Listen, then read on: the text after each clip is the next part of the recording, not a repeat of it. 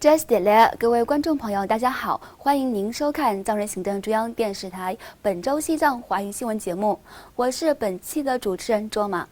今天的主要新闻有：达赖喇嘛尊者接见印度皮哈尔邦首席部长；达赖喇嘛尊者致函慰问澳大利亚森林大火受灾民众；达赖喇嘛尊者结束在菩提迦叶的弘法活动；西藏石渠县30名藏人僧俗遭中共拘捕。藏人行政中央驻比利时代表会见当地议员。下面请看详细内容。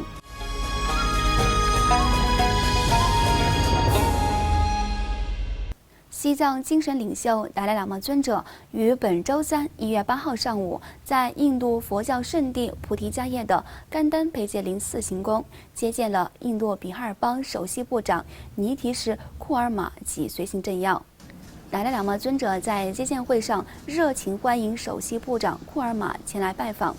并称他为一位老朋友，一位对佛教那兰陀传承感兴趣的人。随后向首席部长赠送了一条代表吉祥的哈达，以示祝福。藏人行政中央司政洛萨桑格也陪同参加接见活动。达赖喇嘛尊者向首席部长表示，几个世纪以来，那兰陀已经成为一个顶级的佛法学习中心。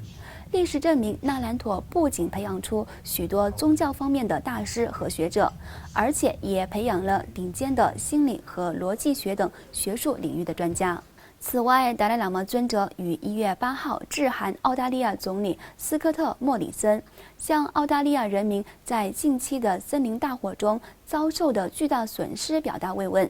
达赖喇嘛尊者在慰问信中表示，澳大利亚数月来遭受史无前例的森林大火，着实令人痛心。然而，在看到许多志愿者自愿加入消防队的队伍中所展现出的勇气，却非常鼓舞人心。在此，请允许我向那些在森林大火中丧失的人们和其家属，以及在这场大火中造成空前破坏后无家可归的人们表示慰问和哀悼。尊者进一步写道，越来越明显的是，这场火灾造成了大量动物死亡，这本身非常令人痛惜。但是我要赞扬贵国政府、各级地方政府采取有效的措施，为扑灭这场毁灭性的火灾所付出的努力及其后续救援工作提供的援助和支持。最后，达赖喇嘛尊者赞扬国际社会为火灾中所受影响的人们提供的慷慨援助和支持，强调这展现了人类的一体性及其与生俱有的慈悲本性，并呼吁人们采取措施应对全球变暖的问题。另外，达赖喇嘛尊者于上周五1月3号开始，在佛教圣地菩提迦叶十轮金刚会场，向上万名与会信众传授事部千手观音灌顶和文殊法类灌顶与随曲等妙法。达赖喇嘛尊者从2020年新年第3天开始，在菩提迦叶十轮金刚会场，向包括藏人僧俗信众及来自喜马拉雅地区和67个国家的35000名信众传授了事部千手观音灌顶。达赖喇嘛尊者在当天的法会上指出，就算不是佛教徒，有信仰或没有任何宗教信仰，只要是人就离不开利他之心。利他心，利他更利己，能够让自己内心快乐，也能够让世界和平。尊者还向与讲经活动同步举行的宗喀巴圆寂600周年神变祈悦法会主办方提出建议，希望他们可以考虑将信众的供养透过联合国相关机构捐献救助孟加拉与缅甸以及非洲等世界各地因为天灾和人祸而流离失所的难民。尊者表示，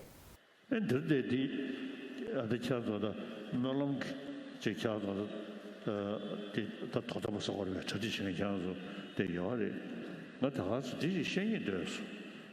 这个对吧？那那啷个对吧？现在平安这现在过了要的，穷要的的，至少我得特别开始的话，农村上带的迎接忙了带些赞助我的，阿弗里克那个赞助我，娘们他我修的多啊，但抗战啥不是这个，跟钱没那么就点的钱给对吧？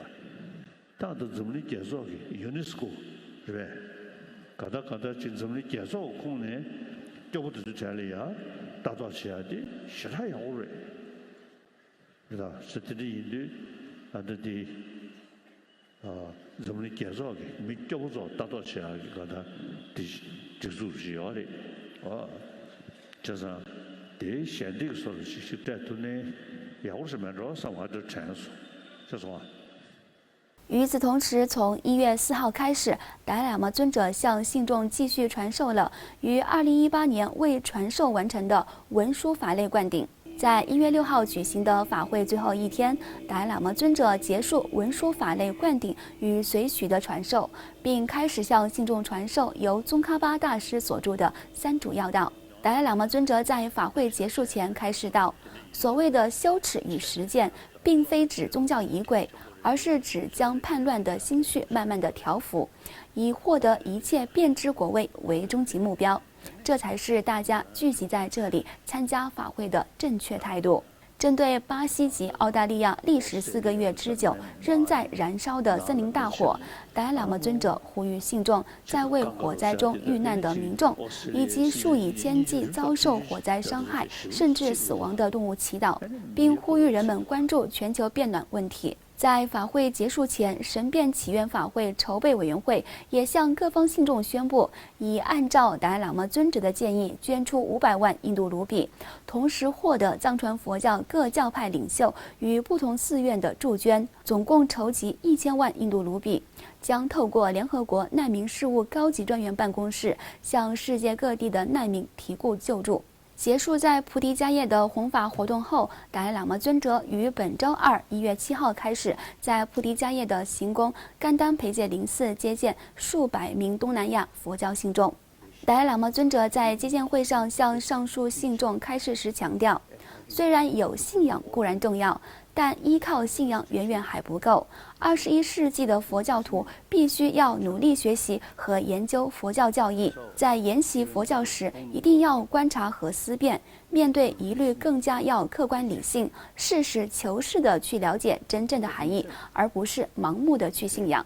尊者还对当今世界人类普遍存在的暴力和杀戮行为感到惋惜，并指出这是由于人类缺乏全球责任感而造成的后果。尊者强调，人们对全球责任感的缺失，使人们认为一个人的利益比其他人的利益更重要，而事实上，我们的利益和他人的利益是相互关联的，